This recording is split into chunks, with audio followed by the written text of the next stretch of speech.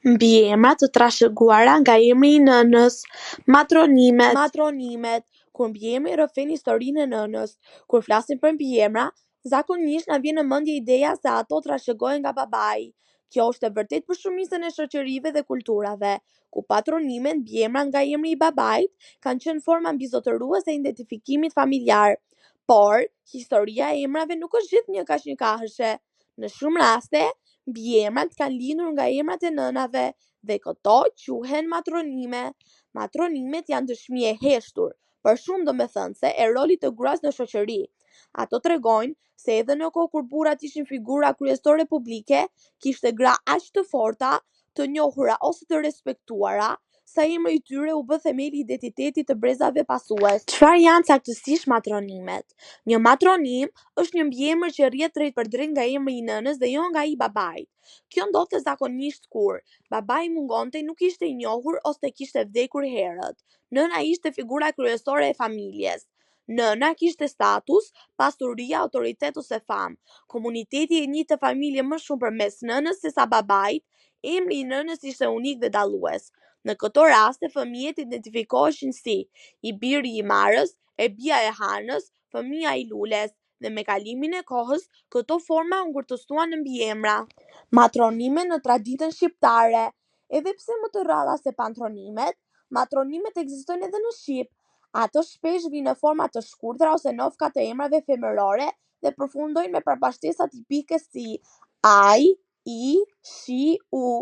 Disa shembuj të mundshëm janë Marashi nga Mara, Luleshi nga Lule, Hana nga Hana, Dileshi nga Dila, Zoga nga Zoja, Pashaj në raste të rralla nga Pasha, Katarshi, Katerini nga Katerina. Këta mbiemra janë sigur kujtese.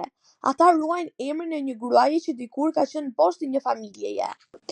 Matronimet në vende të tjera, Angli, Island, nëpër botë, matronimet nuk janë një dukuri vetëm shqiptare. Në islandezët përdorin edhe sot patronime dhe matronime. Nëse nëna quhet Ana dhe djali i saj quhet Jon, ai mund të quhet Jon Anason, i biri i Anës, ndërsa vajza Maria Anadotir, e bia e Anës. Këtu, emri i nënës është po aq i vlefshëm sesa ai i babait për ndërtimin e identitetit. Angli. Në Anglinë mesjetare, disa mbiemra lindën nga emra grash, si Madison, son of Maud, biri i Maudit, Emmet nga Emma, Marriott nga Mary, Tilson nga Matilda. Këta janë shembuj të matronimeve të hershme në një shoqëri kryesisht patriarkale. Vende të tjera, në Spanjë dhe Amerikën Latine, fëmijët mbajnë 2 mbiemra, të babait dhe të nënës. Në disa kultura hebraike, identiteti fetar lidhet me nënën.